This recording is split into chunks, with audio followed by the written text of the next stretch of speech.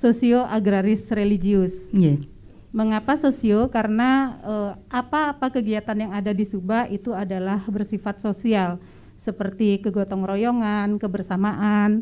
Kemudian mengapa agraris? Karena kegiatan yang ada di Subak itu diimplementasikan di lahan pertanian yang berupa persawahan. Kemudian mengapa religius? Itu karena setiap kegiatan yang ada di Subak itu diwarnai dengan kegiatan upacara agama Hindu, di mana notabene Subak ada di Bali dan masyarakatnya adalah sebagian besar masyarakat yang beragama Hindu. Kemudian satu lagi sifat Subak yang ditambahkan di perda yang terbaru itu adalah bersifat ekonomis. Mengapa perlu ditambahkan bersifat ekonomis ini? Karena di saat perkembangan sekarang ini, segala sesuatu kegiatan tentu akan diminati apabila dia mempunyai keuntungan di bidang ekonomis. Mungkin demikian. Dan untuk Subak itu sendiri nih Bu Sumiati, kan kita tahu bahwa Subak ini merupakan salah satu organisasi tradisional yang khusus nih menangani pengairan nih Bu Sumiati. Nah, bisa dijelaskan nih? Baik, jadi memang Subak itu tadi disebutkan bahwa salah satu sifatnya adalah bersifat agraris, di mana agraris ini adalah di bidang pertanian, di mana pertaniannya di sini adalah pertanian lahan basah, yang tentu saja untuk pertanian lahan basah atau sawah ini dia memerlukan air irigasi, sehingga salah satu fungsi dari Subak adalah mengatur sistem irigasi yang ada di Subak, terutama adalah dari jaringan tersier sampai ke lahan. Karena kalau untuk dari sumber air sampai ke primer dan sekunder itu merupakan kewenangan dari pemerintah, dinas PU dari kabupaten maupun provinsi. Kemudian dari tersier sampai ke lahan itu adalah kewenangan Subak dan diatur secara otonom oleh Subak itu sendiri. Nggih. Terima sama niki dumun Bu Sumiati. Sekarang kita beralih ke Pak Ngurah niki. Pak Ngurah, di Bali sendiri seperti yang sudah sedikit tadi disampaikan oleh Bu Sumiati niki, Subak niki juga merupakan salah satu organisasi religi, terutama untuk pertanian masyarakat Bali. Nah, bisa niki dijelaskan niki Pak Ngurah. Baik Ibu Ari, Ibu Bapak, saudara pendengar RRI dimanapun berada. Jadi tadi sudah disampaikan bahwa Subak itu memang pada awalnya adalah organisasi untuk mengatur perairan di persawahan. Namun belakangan ini sudah berkembang Ibu. Sekarang sudah ada di samping Subak sawah yang ngurusin air tadi untuk pertanian. Sekarang ada Subak Abian. Nah, kemudian setiap areal yang difungsikan yang berkaitan dengan adanya keanggotaan organisasi di Bali itu memakai landasan yang namanya Trihita Karana. Ada hubungan manusia dengan Tuhan, ada hubungan manusia dengan sesama, dan ada hubungan manusia dengan lingkungan. Areal persubakan, apakah dia subak air di persawahan ataupun subak abian, itu pastilah sudah mempunyai wilayah. Jadi sebagai kewilayahan itu kita sebut pelemahan, pasti ada anggota organisasinya. Anggotanya ini ya anggota subak, itu adalah pawongannya, dan setiap kegiatan yang mereka lakukan di urusan subak itu tadi sudah disebut nama Ibu, itu mempunyai nilai religius, ya, religiusitas, sehingga di situ memerlukan juga adanya parayangan. Nah, parayangan yang ada selama ini, khususnya di subak sawah ini, subak air gitu, katakan begitu, subak persawahan, ya setidak-tidaknya ada namanya bedugul. Itu yang dibangun di hulu daripada sawah, terutama di daerah di tempat pembagian air itu. Kemudian ada lagi namanya ulun sui. Itu biasanya juga dibangun lebih ke hulu lagi pada sumber air, di mana mulai ada air yang akan dibagikan lebih ke bawah atau di bendungan-bendungan yang lebih ke hulu lagi. Kebetulan struktur tanah kita di Bali bagus sekali, jadi dari hulu yang tinggi sampai ke bawah, katakanlah seperti misalnya di Bedugul ke daerah selatan, kalau kita naik mobil dari Bedugul terus menurun kita. Sedangkan di tempat yang ketinggian itu ada danau, ya, danau atau danu, maka di situ ada istilah ulun danu. Jadi di setiap danu yang kita miliki 4 ini, itu dibangun juga pura ulun danu. Itu semua berkaitan dengan sawah itu tadi. Nah, disitulah ada upacara-upacara yang memang harus dilakukan secara bersama berkaitan dengan parayangan. Nanti ada juga upacara-upacara yang berkaitan dengan bagaimana memelihara, merawat, menumbuhkan atau membesarkan sampai tanaman-tanaman yang ditanam itu bisa menghasilkan sesuai dengan harapan. Seperti itu, Ibu. Nah, tadi Pak Ngurah sudah menyampaikan juga bahwa ada upacara untuk parayangan sendiri dan juga ada upacara yang dilaksanakan untuk nanti padinya, Kenten Pak Ngurah. Nah, untuk parayangan sendiri niki upacara apa saja niki yang dilakukan niki? Kalau untuk parayangannya, katakanlah di ulun sui ataupun di bedugulnya lah. Di bedugulnya pastilah di situ mereka akan ada piodalan di bedugul. Kemudian ada upacara-upacara yang memang misalnya sesudah panen secara bersama mengaturkan angyu bagio di situ. Kemudian kalau lebih awal lagi, kalau misalnya kebetulan di persawahan itu kok airnya berkurang gitu, itu wenten namanya upacara mendak toyo, jadi menjemput air dengan suatu upacara. Dan ini secara real sering sekali memang terjadi, dan secara fakta terbukti bahwa dengan upacara itu yang tadinya airnya agak kecil, dengan upacara itu setelah mendak toyo itu bisa dia airnya mencukupi.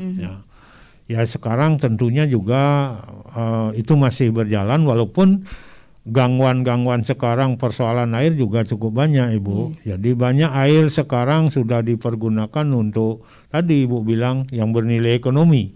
Apakah dia jadi air pump atau air minum yang lainnya, sehingga kadang-kadang juga yang tadinya juga pengaturan air untuk persawahan sudah dibuat sedemikian rupa, tapi karena ada kepentingan-kepentingan baru dalam kehidupan ini juga kadang-kadang menimbulkan ya satu masalah.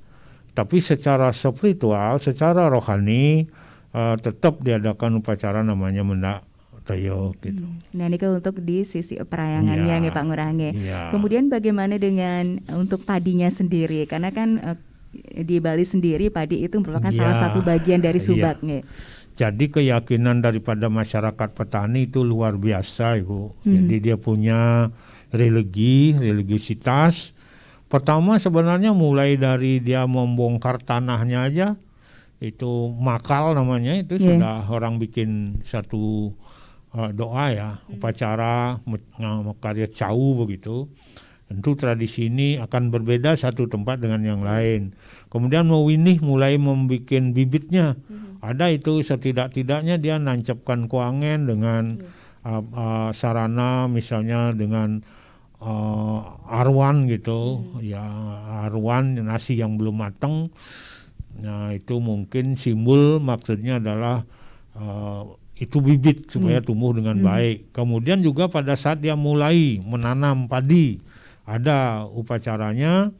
Kemudian kalau 1 bulan pitung dino gitu, ada namanya mubuhin. Kemudian kalau padinya sudah bunting itu namanya mubiu kukung. Kemudian kalau akan potong padi, niko nyaup mekaryo namanya Dewon ini.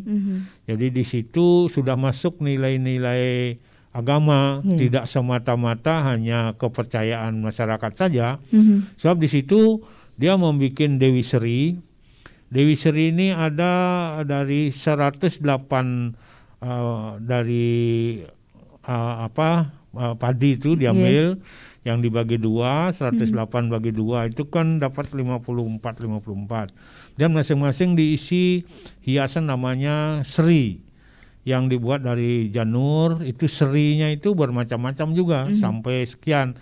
Tidak tahu saya sekarang berapa orang yang masih bisa membuat seri yang banyak. Ya, jangan-jangan cuma 1-2 saja gitu. Nah itu kedua, jadi jumlahnya 108. Ini kalau kita hubungkan dengan ajaran agama, itu yang namanya Upanishad juga 108. Lalu kalau kita hubungkan dengan nilai 108 itu selalu dijadikan untuk pedoman-pedoman bahwa rupanya 108 itu punya nilai tersendiri. Karena ternyata 1 tambah 0 tambah 8 jadi 9. Jadi angka tertinggi itu semuanya 9. Seperti itu. Dan ini sudah sekaligus implementasi daripada ajaran agama di dalam bentuk real pada saat orang mau potong padi. Nah ini jadi Dewi Seri niki. Sesudah nyaup itu lalu orang potong padi, kemudian Dewi Serinya lalu dibawa pulang. Orang-orang di pedesaan yang punya pekarangan istilahnya sikut sata gitu, pasti punya pelinggih di merajannya yang namanya peliangan. Jadi Dewi Seri yang dari padi ini itu dipuja di peliangan itu ya, setiap hari paling tidak 3 hari. Karena apa? Karena padi yang baru datang dari sawah kan dijemur dulu sebelum naik ke lumbung ataupun ke tempatnya. Napi apakah itu pun api dipakai, ya pun api jadi lengatan di dapur itu bisa juga, atau di lumbung. Nah selama 3 hari masyarakat itu sederhana sekali mengaturkan doanya, pujanya dengan muncuk kukusan. Rupanya setelah kita telusuri sebenarnya harus tumpeng gitu. Karena untuk memuja Tuhan adalah tumpeng. Tapi pangtan salah-salah nggak tumpeng hanya 1 gitu. Jadi muncul kukusan dipakai. Jadi selama 3 hari kemudian baru nanti menaikkan padi ke lumbung, ada juga upacaranya. Pak Ngurah, sebelum kita lanjut lagi mengenai upacara naik ke lumbung, kita dengarkan dulu yang berikut ini.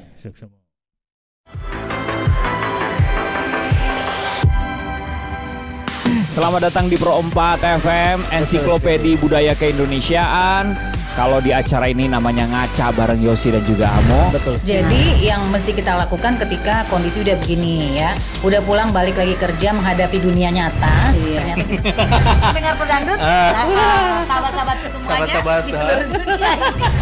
Baiklah, Marli, hari ini kita akan ngebahas apa di rumah Rere? Nah, itu dia tadi bagaimana Teteh ajak traktir, janji ke Teteh belum bisa diwujudkan. Iya. Sekarang jelek tapi miskin. Iya. Jelek tapi miskin. Wah, ngaco lu. Dari Transjakarta ini dalam mendukung Asian Games itu hanya diberikan pada libur nasional ya, dan juga pada setiap akhir pekan. Kita kedatangan Elemen Reunion, tetapi kali ini mereka kembali lagi dengan single terbarunya. Karena saya berkesempatan untuk bertemu dengan Bapak Jenderal TNI Purnawirawan Agung Gumelar. Tentunya bersama Gigi. Dan saya Dede Firdaus dan ada The Rain. Indonesia support for the Palestinian people struggle for gaining their independence. Lagu Suling Bambu udah gak ngetop lagi. Karena udah diganti sama flute. Oh, Suling Bambu udah gak ada sekarang. Oh, flute.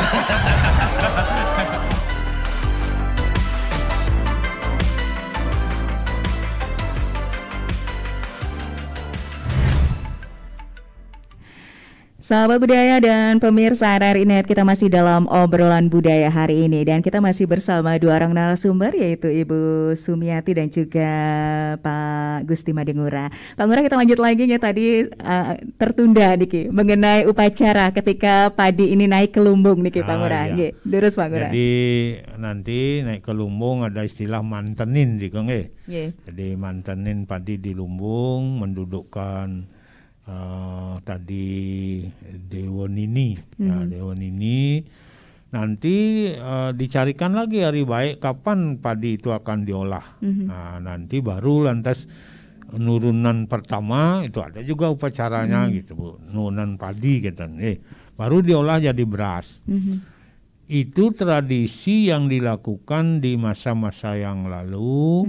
Keadaannya memang normal, baik keadaan di sawahnya, keadaan ekonomi, dan keadaan sosial yang lainnya. Bahkan zaman dulu itu kalau orang potong padi, begitu padinya diikat, itu bisa ditaruh aja di pinggir jalan, belum diangkut.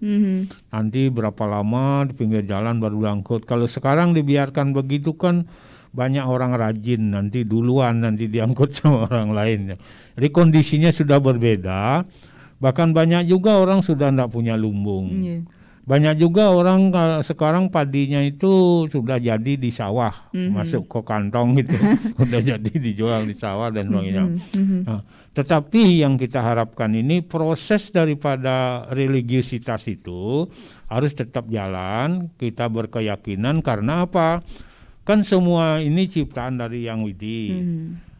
Untuk itu kita harus berbuat mulia kepada Yang Maha Mulia, untuk memuliakan beliau Yang Maha Mulia dan memuliakan juga tanaman-tanaman supaya kita juga menjadi orang-orang mulia, kan begitu. Sehingga upacara ini harus tetap dilakukan walaupun misalnya tidak punya lumbung, paling tidak Dewan ininya itu tetap dibuat. Nanti apakah di rumah kita ada tempat peti, karena juga kadang-kadang sudah dijadikan gabah langsung, ya, gabahnya disimpan di peti. Nanti diatur saja atau tetap ditempatkan di peliangan di Merajan untuk beberapa lama gitu. Yang kira itu dulu Bu. Semua Pak Ngurah. Sekarang kita ke Bu Sumiati niki. Bu Sumiati niki masih tentang subak niki. Nah, seperti yang sudah Ibu sampaikan tadi, merupakan salah satu organisasi untuk bidang pengairan niki di sawah. Nah, seperti apa sih niki Bu pembagian airnya untuk subak itu sendiri? Baik, terima kasih Bu Gangari. Jadi pembagian air di subak itu sendiri pada dasarnya didasari atas dasar kesepakatan. Jadi segala sesuatu yang kegiatan yang ada di Subak itu berdasarkan kesepakatan. Itu tadi adalah fungsi sosio tadi. Nah, berdasarkan kesepakatan pembagian air di Subak itu ada 3 hal, sebenarnya ada tiga cara gitu yang bisa dipilih. Yang pertama adalah berdasarkan ayahan atau kontribusi, kemudian yang kedua adalah berdasarkan luas lahan, kemudian yang ketiga adalah berdasarkan kombinasi antara ayahan dan luas lahan. Nah, ini tiap Subak tentu berbeda-beda karena tadi Subak itu sifatnya otonom tadi, sehingga dia kesepakatan di internal Subak itulah yang dijadikan pedoman untuk pembagian air. Jadi kalau berdasarkan ayahan itu di Subak satu orang anggota Subak itu bisa mendapatkan 1 porsi atau 1 kuota air yang biasa disebut sebagai tek-tek gitu. Jadi satuan air di Subak ini memang spesifik gitu ya, tek-tek gitu, berbeda dengan satuan air irigasi yang ada di luar Bali yang menggunakan liter per detik. Kalau di Subak itu menggunakan tek-tek. Nah, 1 anggota Subak mendapatkan 1 tek-tek untuk berdasarkan ayahan apabila dia memberikan kontribusi 1 kuota. Jadi satu ayahan gitu, 1 tenaga kerja atau 1 kontribusi yang lain, baik itu berupa uang maupun barang. Kemudian kalau berdasarkan luas lahan ya dihitung luas lahannya berapa, 1 hektar, 2 hektar atau setengah hektar, nanti disepakati masing-masing luasan itu dapat berapa gitu, langsung diukur dengan luas lahannya. Kemudian yang paling banyak diterapkan itu adalah dengan sistem kombinasi. Jadi dengan sistem kombinasi ini adalah berdasarkan ayahan dan luas lahan. Jadi biasanya anggota Subak itu mendapatkan kuota 1 tek-tek air apabila dia mempunyai luas lahan antara 30 sampai 45 are, tergantung kesepakatan di Subak itu. Nah, kalau dia mempunyai lebih dari luas lahan yang ditentukan itu, maka dia harus memberikan kontribusi yang lain. Jadi kalau misalnya seseorang anggota Subak dia mempunyai luas lahan 2 hektar gitu ya, maka sisa dari 1 tek-tek ini, maka karena kan 1 anggota Subak biasanya jarang bisa mengeluarkan ayahan atau tenaga kerja lebih dari 1 gitu. Maka sisanya itu akan dikonversi ke kontribusi, bisa berupa uang, bisa berupa beras atau yang lain tergantung kesepakatan di Subak itu. Itu mungkin dulu. Nah, tadi sudah dijelaskan nih, Ki. Nah, Subak itu juga merupakan organisasi nih, Ki, Bu. Mungkin Ibu bisa ceritakan sedikit mungkin mengenai unsur-unsur yang ada di Subak niki Napi Mantan nih, Ki, Bu. Untuk organisasi Subak. Jadi kembali lagi, Subak itu otonom itu tadi, Jadi Subak itu otonom. Jadi untuk organisasi pun itu tiap Subak bisa berbeda-beda, tidak harus sama. Jadi biasanya tergantung dari luas lahan dari Subaknya. Jadi kalau Subak yang kecil dia hanya mempunyai luas Subak hanya sekitar 25 sampai 50 hektar gitu. Itu biasanya struktur organisasinya sangat sederhana. Jadi hanya Pekaseh, wakil Pekaseh, juru arah itu aja. Jadi kegiatan sekretaris bendahara itu biasanya dirangkap oleh Pekaseh atau wakil Pekaseh. Kemudian kalau Subak yang agak besar itu biasanya dia lebih kompleks organisasinya. Jadi ada Pekaseh, wakil Pekaseh, kemudian dia punya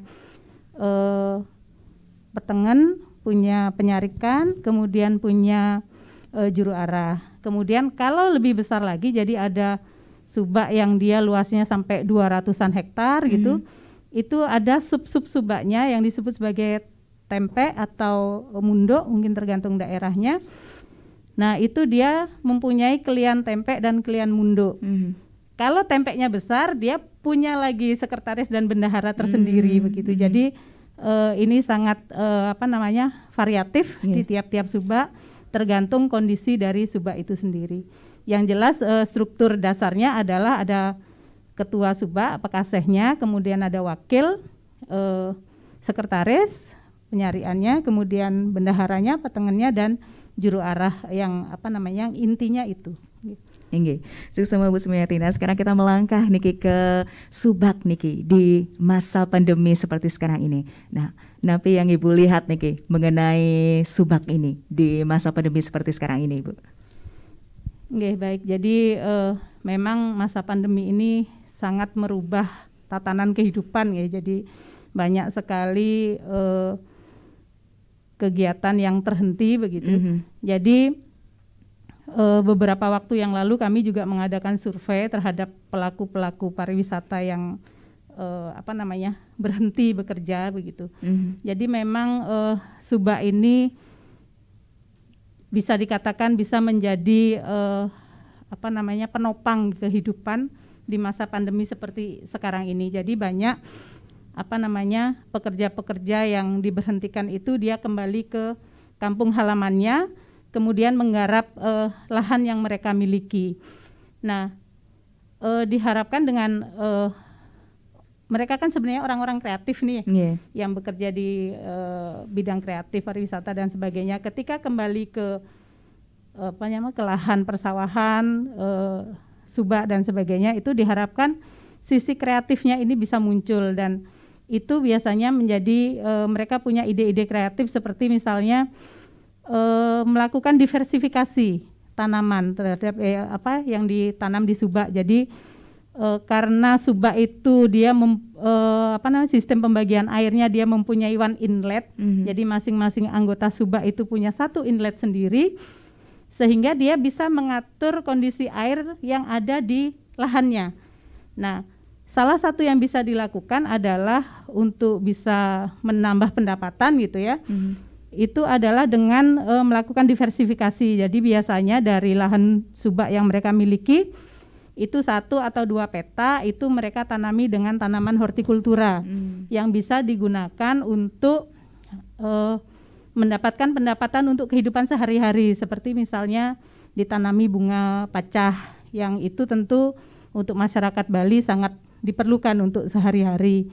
Kemudian ada yang ditanami dengan sayur-sayuran, kemudian seperti cabai, tomat dan sebagainya, itu sangat membantu kehidupan ekonomi dari masyarakat yang terdampak oleh COVID-19 ini.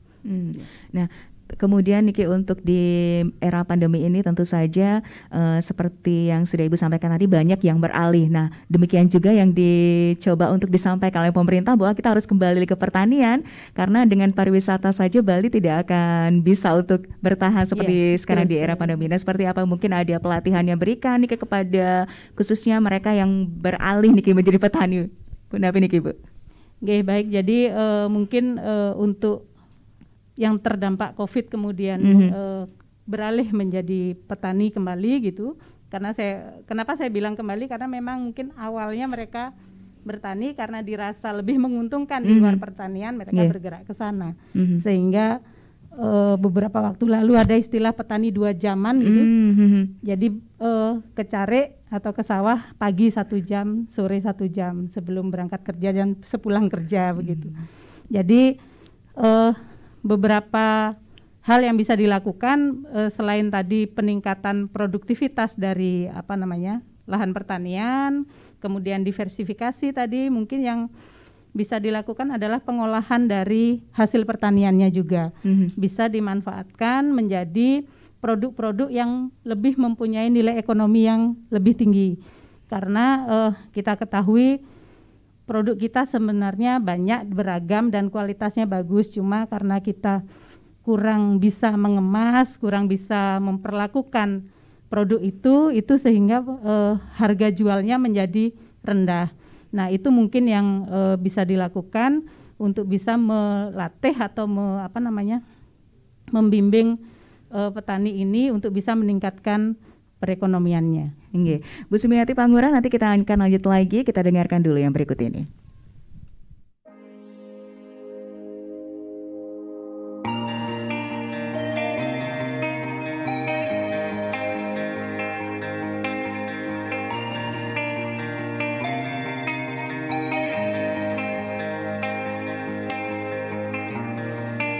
saat yang tepat untuk tetap sehat.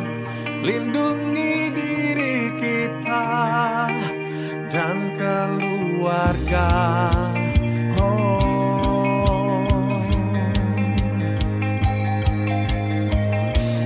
Kita bisa melawan virus yang menyerang, menghadapi semua rintangan menghadap. Ingat selalu pesan RRI, jangan lupa terus jaga diri kita. Pakai maskermu, gunakan selalu, cuci tanganmu setiap waktu, jaga jarakmu, kuatkan imunmu. Bersama RRI kita tangguh. Jangan lupa ya, selalu pakai masker, jaga jarak, cuci tangan pakai sabun, hindari kerumunan dan siap divaksin. Kita tangguh.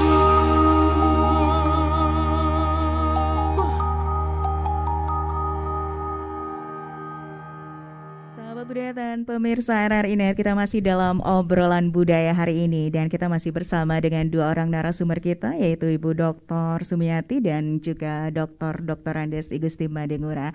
Dan kita masih mengupas topik mengenai religi subak di era pandemi. Dan tadi Bu Sumiati sudah menjelaskan mengenai seperti apa untuk subak di masa pandemi. Dan sekarang kita akan beralih ke Pak Ngurah nih, Pak Ngurah. Bu Sumiati sudah banyak sekali tadi berbagi mengenai subaknya, dan kita sekarang ke religinya nih Pak Ngurah. Dan tentu saja seperti yang kita ketahui juga bahwa segala sesuatu di Bali nih pasti diupacarai nih Pak Ngurah. Nah seperti apa nih misalnya padi terserang hama, apakah ada nih upacaranya? Purapi nih Pak Ngurah. Ya, baik Ibu. Tadi kita sudah sampai pada mantenin ya, dan juga gimana nurunin padi pertama dari lumbung untuk diolah. Masih ada sebenarnya yang berkaitan dengan parahyangan, itu melakukan sabun ini.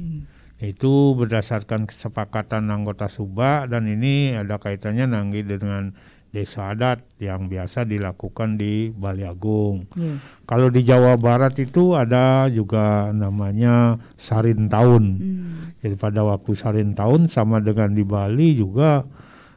Kalau di Bali sabun ini itu kan tadi masing-masing petani pada sudah waktu tertentu membawa juga padinya ke Balai Agung untuk satu upacara. Sesudah selesai itu ya kembali ke tempat masing-masing. Nah, itu sewaktu-waktu tergantung kesepakatan mereka untuk melakukan sabun ini.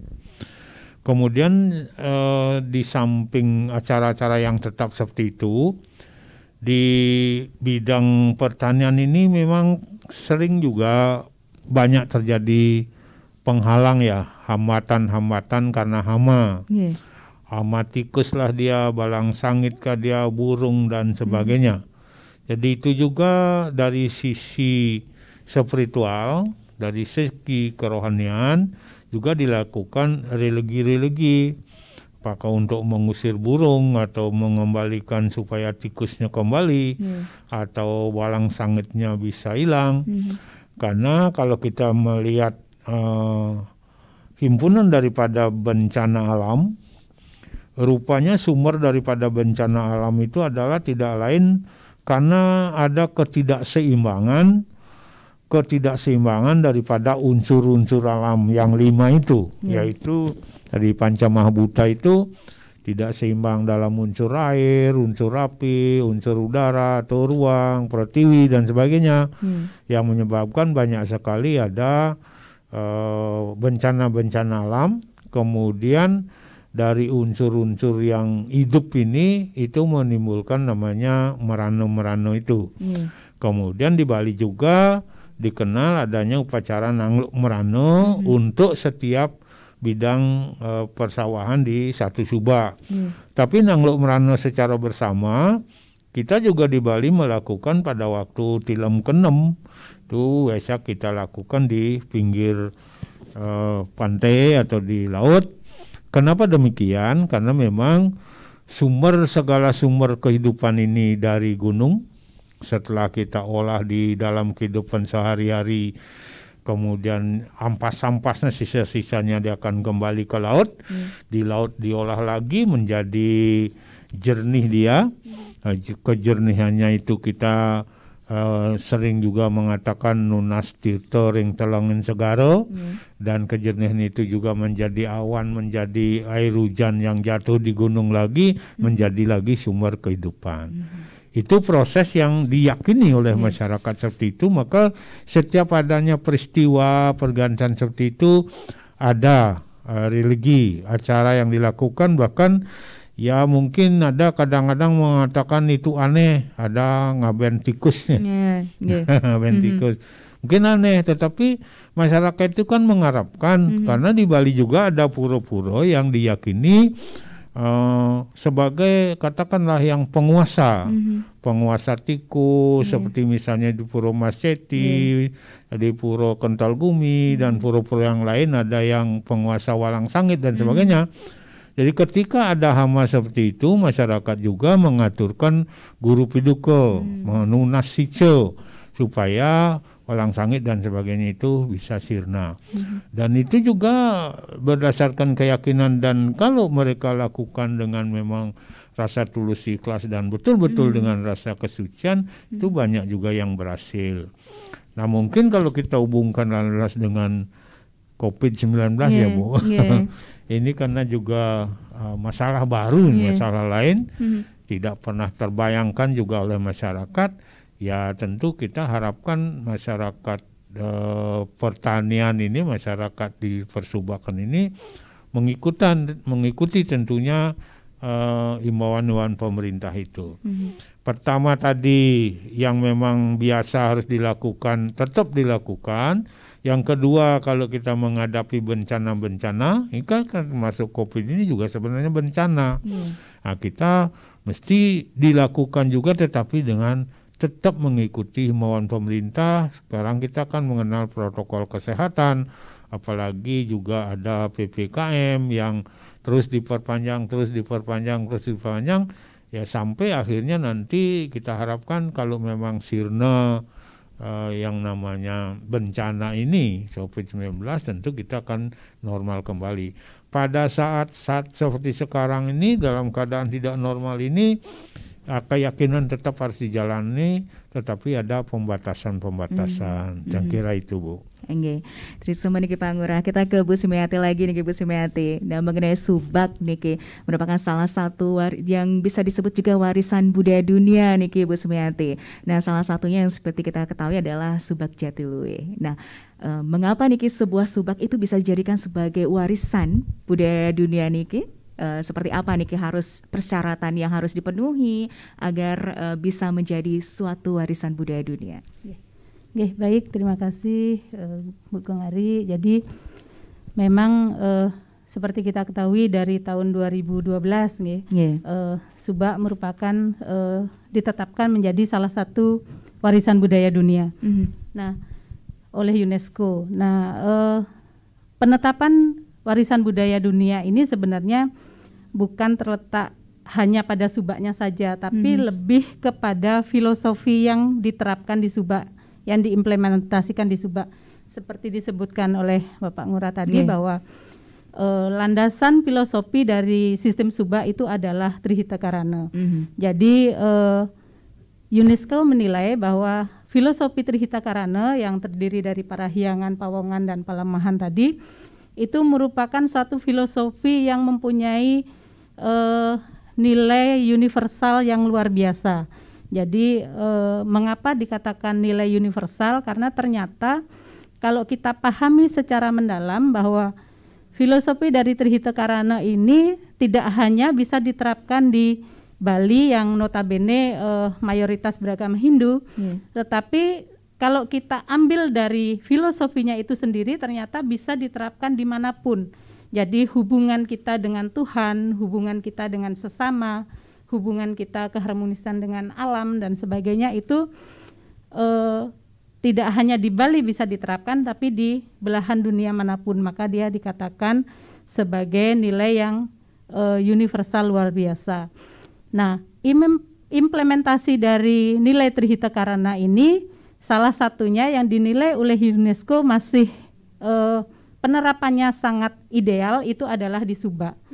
Di mana di Subak itu seperti dikatakan Bapak Ngurah tadi bahwa kita mempunyai pura untuk ritual parahyangan, untuk unsur parahyangannya, kemudian pelaksanaan upacara agamanya, kemudian untuk pawongannya itu adalah sosial kemasyarakatan, kemudian organisasinya dan sebagainya, kemudian kalau dari palemahannya itu adalah hamparan lahan subaknya dengan ekosistemnya dan jaringan irigasinya, sehingga itu yang membuat Subak itu menjadi salah satu bagian gitu ya, salah satu bagian dari warisan budaya dunia yang ditetapkan oleh UNESCO, karena memang tidak hanya Subak, jadi ada danau Batur, kemudian danau Buyan, Tamblingan, kemudian ada Pura Batur, Caturangga Batu Karu, kemudian Taman Ayun. Untuk Subaknya juga ada di Das Hulu Pakerisan, itu yang ditetapkan sebagai warisan budaya dunia. Jadi ini merupakan satu kesatuan Bu Sumiati. Betul. Nah, sekarang kita kembali ke Pak Ngurah. Pak Ngurah, tadi kita sudah banyak menceritakan mengenai religi. Nah, terutama sekarang kita beralih ke masa pandemi. Seperti apa pelaksanaan religi Subak? Apakah masih seperti masa sebelum pandemi atau seperti Napi Pak Ngurah, atau upacara dikurangi atau seperti Napi? Tadi sudah disinggung sedikit tentang bagaimana kegiatan religi pada masa pandemi. Sekarang kita sudah diberikan warning begitu, beberapa kebijakan dikeluarkan baik dari pusat atau pemerintah daerah agar kita betul-betul bisa disiplin mengikuti protokol kesehatan agar kita bisa terselamatkan, terhindar dari perkembangan COVID yang memang masih belum terkendali sampai saat sekarang ini. Harapan kita supaya nanti ini terkendali, bisa melandai, bahkan bisa sirna, kan gitu harapan kita bersama semua. Itu juga disertai doa. Nah, kemudian tadi saya bilang berdoa itu tetap harus membudaya dalam diri kita, karena itu memang kita harus dituntun oleh tuntunan-tuntunan religi dan agama yang supaya kita seimbang antara hidup lahir batin. Sekarang dengan kondisi ada pandemi begini, kita diatur, ada pembatasan. Itu jangan dipandang sebagai larangan gitu. Banyak yang memandang aturan itu dianggap larangan. Tidak. Misalnya kalau memang akan menyangkut orang banyak, kita bikin upacara besar kayak dulu, ya tolong untuk masa pandemi ini jangan dulu.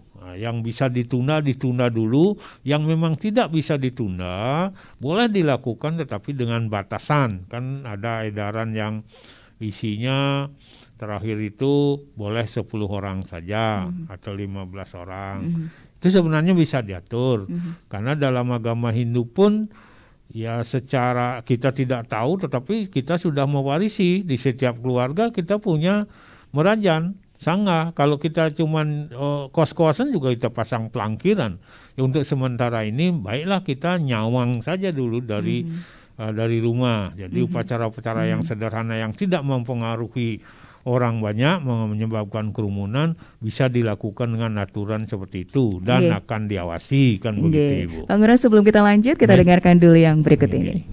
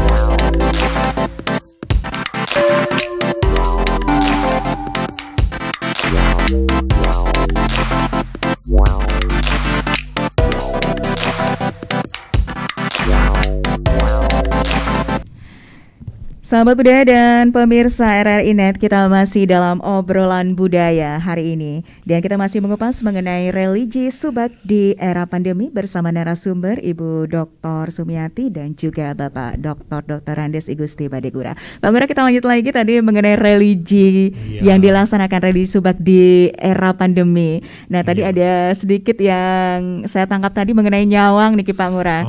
Nah, seperti napi nih nyawang atau ngayeng itu istilahnya. Jadi kita misalnya kita sudah punya tempat sembahyang di rumah namanya Merajan.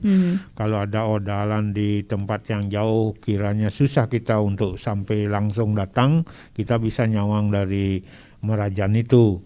Ini dalam keadaan normal zaman dulu juga demikian. Beberapa pura-pura kita di Bali itu punya penyawangan. Maka itu ada namanya pura luhur, ada pura penataran. Setiap pura luhur yang susah kira-kira dicapai dibuatkan penataran. Lempuyang aja sekarang dibuatkan penataran yang besar di bawah. Bagi yang tidak mampu ke luhur cukup sampai di penataran. Ini kenyawang. Pura Besakeh juga penataran agung karena luhurnya itu di Tolangkir istilahnya ring Gunung Agung sendiri. Jadi ada penataran, ada luhur. Kalau di kita lalu kalau kita secara perorangan ya anggaplah Merajan kita juga penataran gitu untuk mengaturkan bakti di tempat-tempat yang memang susah akan kita jangkau karena berbagai macam hal. Yang kira niko yang dimaksud dengan nyawang atau ngayeng istilahnya kan. Nah, untuk upacara religi subak sendiri di era pandemi dapat dilakukan seperti ini, Pak Ngurah? Upacara yang harus dilakukan sudah dijelaskan, baik tentang Dewa Yadnyonya. Kalau ini jelas kaitannya dengan Dewa Yadnyo, jelas ini tergolong Dewa Yadnyo. Itu dilakukan kalau memang harus dilakukan, boleh dilakukan oleh 10 orang, oleh pemangkunya gitu. Ya, yang lainnya ya seperti tadi ngayeng atau nyawang dari rumah. Nah, begitu juga kalau yang memang misalnya medikso itu kan Resi Yadnyo, itu bisa ditunda, tunda dulu lah gitu, ya karena akan menghadirkan orang banyak dan sebagainya. Itu sudah ada imbauan-imbauan seperti itu. Sekarang tinggal pengawasannya karena masyarakat juga kadang-kadang ada yang mau boyo istilahnya ya. Nah, menyatakan enggak benar gitu, kita harus begini. Hidup Betaro lebih sakti daripada ini. Nah, itu macam-macam begitu, Bu. Masa kita sembahyang dilarang dan sebagainya. Sebenarnya tidak dilarang, kita mengatur supaya kita tidak menyebabkan orang lain sakit dan kita juga tidak sakit karena orang lain kan gitu. Hanya itu sebenarnya ingin disampaikan oleh pemerintah karena pemerintah mengatur memang kehidupan masyarakatnya supaya bisa mencapai kesejahteraan gitu, Bu. Nggih, susama niki Pak Ngurah. Makin ke Ibu Sumiati niki malih, Bu. Nah, di era pandemi seperti sekarang ini, nah apa hambatan yang dihadapi oleh subak niki, Bu? Hambatan ya. Jadi untuk sekarang memang terutama adalah di pemasaran hasil ya. Jadi memang dari dulu pertanian itu yang paling menjadi masalah itu adalah di pemasaran. Jadi beberapa juga sudah mulai digiatkan untuk misalnya pertanian organik seperti itu, tapi ternyata di pemasarannya yang masih terkendala. Jadi pertanian organik itu kan memerlukan sumber daya dan biaya yang tenaga yang lebih daripada pertanian biasa, sehingga ketika dipasarkan harganya sama dengan beras biasa yang tidak organik itu tentu akan merugikan bagi petani sendiri. Jadi itu yang paling kendala. Kemudian kalau tenaga kerja dulu sebelum pandemi itu kan banyak sekali mengandalkan tenaga kerja terutama di saat panen dan nandur itu dari tenaga dari luar Bali. Nah, sekarang di era pandemi ini banyak tenaga dari luar Bali yang pulang. Jadi jadi memang kewalahan untuk mencari kemarin sempat itu kita mencari tukang untuk traktor itu kesulitan karena biasanya banyak supir traktornya itu banyak dari luar Bali gitu. Cuma sekarang yang positifnya adalah ketika tandur dan panen itu manyi itu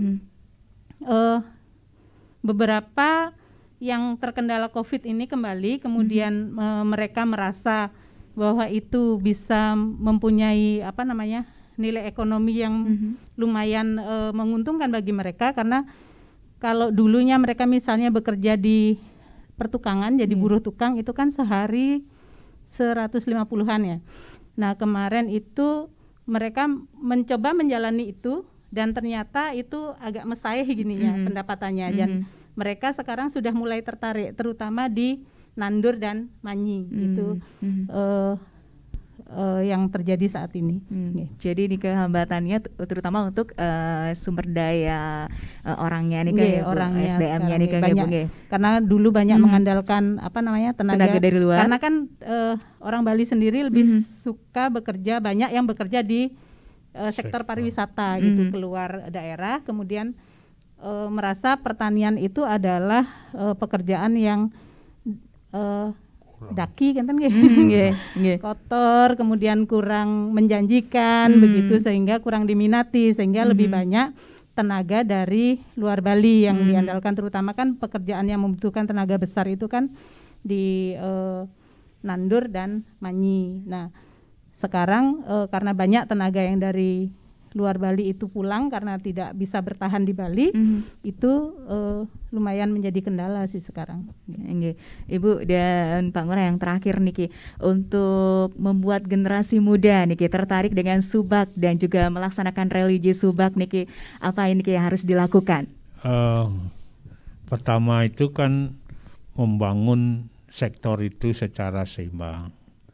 Artinya apa? Jangan hanya mengandalkan pariwisata, pertanian juga dibangun dan supaya bisa menjanjikan. Katanya ya Ibu pasti ahli itu, di ilmu pertanian itu kan tanam, petik, olah, jual. Ya kita kebanyakan hanya bisa petik, jual, olahnya kurang ya Bu. Jadi kalau bisa tanam, petik, olah, jual, disinilah peran generasi kita bisa diperankan di olahnya ini. Kalau olah ini berhasil kan di situ hasilnya besar Bu. Jadi rambutan yang misalnya katakanlah kalau tanaman rambutan satu ikat itu 1.500, kalau dijual cuman segitu dapatnya, tapi kalau diolah jadi kalengan bisa jadi 20.000 dan sebagainya. Jadi tanam, petik, olah, jual. Yang kedua, memang di Bali niki juga permasalahan di bidang pertanian ini banyak sekali, lahan-lahan juga sudah banyak beralih fungsi dan sebagainya. Ini juga harus ditahan. Kemudian generasi muda kita memang kita harus didik bersamaan dengan pembangunan mental mereka untuk mendalami daripada religiositas itu, sehingga dia dalam kehidupannya ada keseimbangan antara lahir batin itu, seperti itu. Ibu minta tambahan? Baik, mungkin sedikit. Jadi intinya adalah untuk membuat terutama generasi muda tertarik ke bidang pertanian itu adalah bisa meningkatkan pendapatan mereka, karena kalau yang sudah namanya mereka mempunyai zaman sekarang gitu ya, kalau mereka bisa mendapatkan pendapatan walaupun pekerjaannya itu berat gitu, mereka akan jalani itu. Tetapi kalau itu tidak bisa memberikan pendapatan yang lebih bagi mereka, maka mereka akan biasanya mencari sumber pendapatan yang lain. Mungkin itu. Suksema, terima kasih Ibu dan juga Pak Ngurah, sahabat budaya dan pemirsa RRI Net. Demikian tadi obrolan budaya kita yang membahas mengenai religi subak di era pandemi. Sekali lagi terima kasih untuk kedua orang narasumber yang sudah hadir, yaitu Ibu Dr. Sumiati STP MP dan juga Bapak Dr. Andes Igusti Made Ngurah MSI. Dan semoga apa yang kita bahas di obrolan budaya kali ini bermanfaat. Dan akhirnya Agung Ari yang bertugas pamit undur diri, kita akhiri dengan para mesanti. Om Santi Santi Santi Om.